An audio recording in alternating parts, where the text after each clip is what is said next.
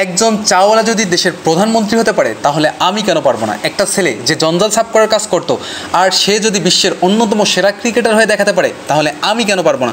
একটা মানুষ কোনো ডিগ্রি ছাড়াই শুধুমাত্র পেট্রোল পাম্পে কাজ করে ইন্ডিয়ার বেস্ট বিজনেসম্যান হতে পারে তাহলে আমি কেন পারবো না। হাই স্কুলের বাস্কেটবল টিম থেকে বাদ দিয়ে দেওয়ার পরেও যদি সে দুনিয়ার বেস্ট বাস্কেটবল প্লেয়ার হতে পারে তাহলে আমি কেন পারবো না। কিছু লোক কলেজ ড্রপ আউট করার পর নিজের কোম্পানি থেকে সেই কলেজের টপারদের হায়ার করতে পারে তাহলে আমি কেন পারবো না। এক ব্যক্তি যাকে নিউজ পেপার কোম্পানি চাকরি থেকে বাদ দিয়ে দেয় কারণ তার মধ্যে নাকি ক্রিয়েটিভিটি কম ছিল, আইডিয়া কম ছিল, সেই ব্যক্তি যদি পড়ে মিকি মাউসের মতো ক্যারেক্টার ক্রিয়েট করতে পারে তাহলে আমি কেন পারবো না।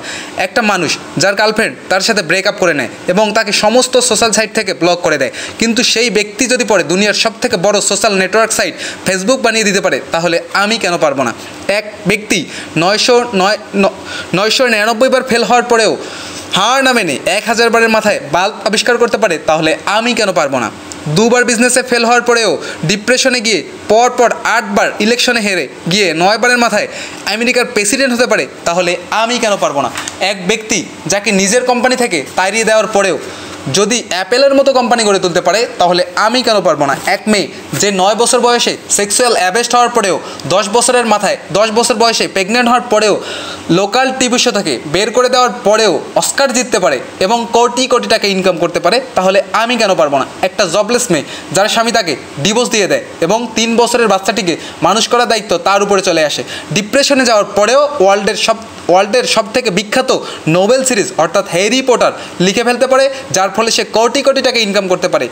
তার একদিনের ইনকাম দিয়ে একটা ল্যাম্বরগিনি কেনা যায়, সে যদি পারে তাহলে আমি কেন পারবো না। এক ব্যক্তি যার পুরো বডি প্যারালাইজড, চলাফেরা তো দূরের কথা, নিজের আঙ্গুল পর্যন্ত নাড়াতে পারে না, সে যদি ওয়ার্ল্ডের one of the best scientist হতে পারে তাহলে আমি কেন পারবো না।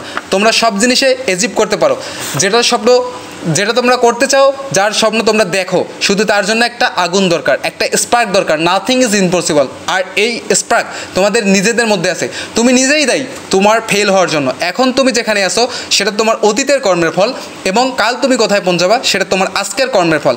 আমার তরফ থেকে সবাইকে অল দ্য বেস্ট। যদি ভিডিওটি ভালো লেগে থাকে ভিডিওটিতে আমার পেজটিতে লাইক করবেন এবং শেয়ার করবেন এবং ফলো দিয়ে পাশে থাকবেন।